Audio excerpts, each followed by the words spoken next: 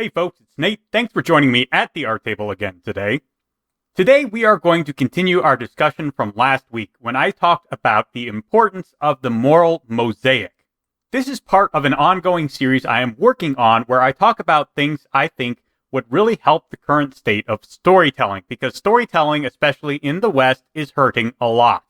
Previous videos in this series have talked about the importance of rapidly moving through story ideas to see what works and what does not, and of course the previous video I did on looking at morality less in shades of gray and less as a binary and more as a series of decisions, each of which can individually be good and bad, but still allowing for a certain amount of nuance to a character's moral landscape.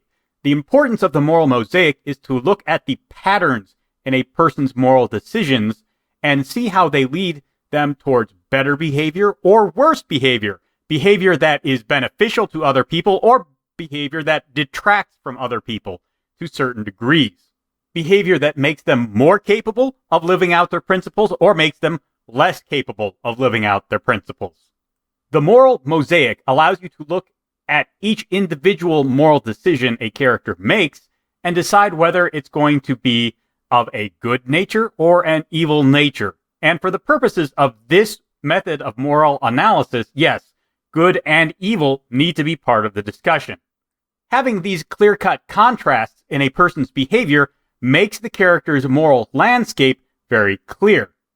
You are not overwhelmed with the muddy sameness of a morally quote-unquote gray character who tends to just act in whatever way is best for them at the moment. Instead, you have a clear picture of the morals and the goals of a character, but you also see the weaknesses that pull them away from those moral stances and goals.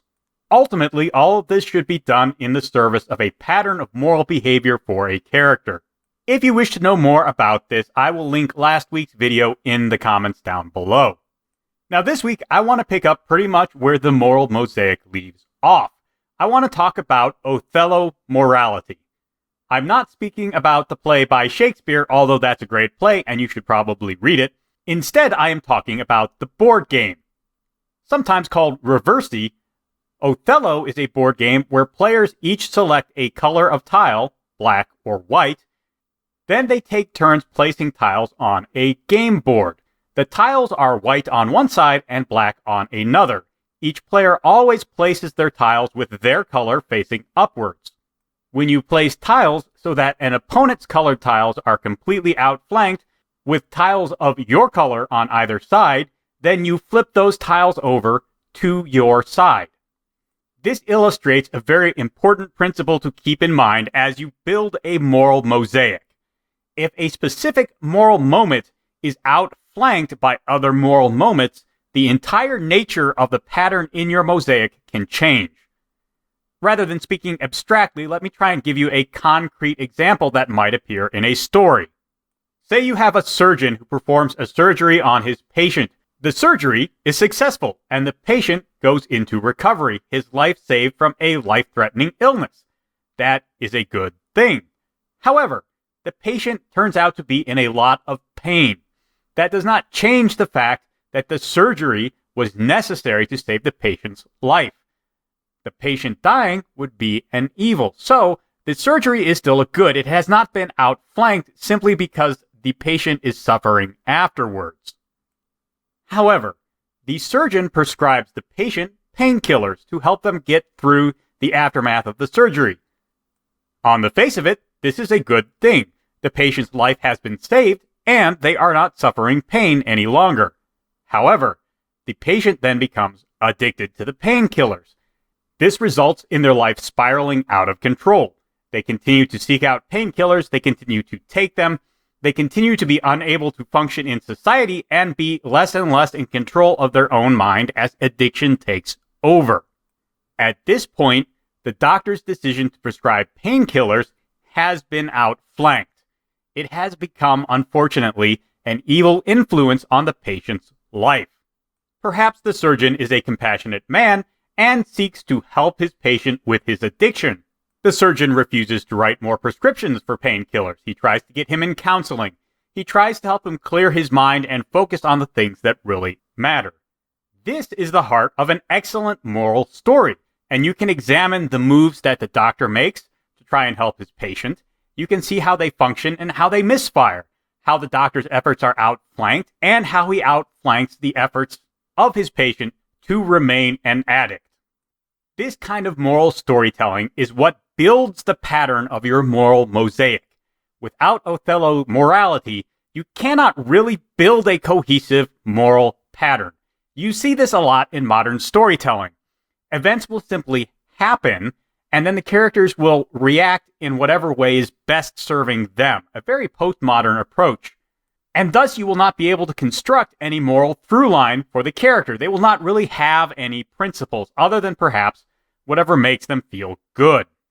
On the other hand, when you look at a situation through Othello morality, you see a character's morality run into circumstances, into competing worldviews, into random events that simply make their moral efforts more or less effective than they hoped they would be. Furthermore, you create a moral cause and effect in your story.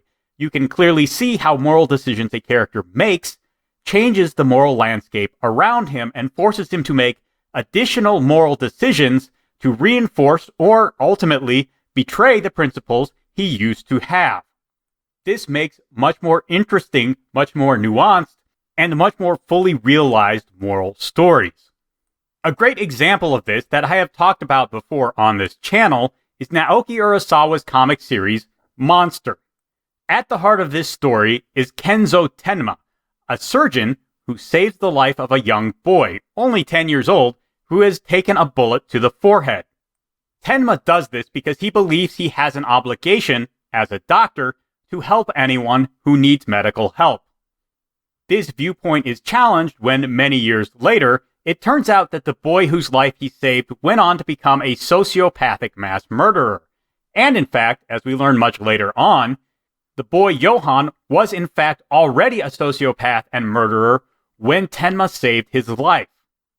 Due to the way Japanese society looks at responsibility, Tenma feels as if he is morally culpable for all of the evil things that Johann does after Tenma saves his life. Although Tenma made his decision in ignorance of the larger context that would change his decision from a good one to an evil one, he still feels there is moral culpability in his decision to save this life. And so he sets out to outflank the evil that Johann is doing and hopefully set right the wrongs of decisions made in ignorance. We see Tenma grapple many times with his own principles and the circumstances that they run into as he pursues this evil man across Europe. It's a very interesting, very suspenseful, very tightly written, and very philosophical story, which I highly recommend. But for the purposes of this discussion, what makes it interesting is that we constantly see Tenma's moral decisions recontextualized through new sets of circumstances, through new relationships, and through new demands of the immediate moment. Tenma must struggle to put these pieces into patterns, to build a moral mosaic that will allow him to maintain his idealistic interpretation of what it means to be a doctor and do no harm against the very real and very dark realities of the world that he lives in. When we try to tell a moral story in which each decision must stand on its own as either good or bad, we lose sight of the patterns that give the moral mosaic its meaning and weight, and we lose the opportunity to tell this kind of very rich story with a lot of moral interplay between the characters, the setting, and the events of the story proper. It is very common for people, especially in the West, to think of good and evil in the most legalistic sense possible.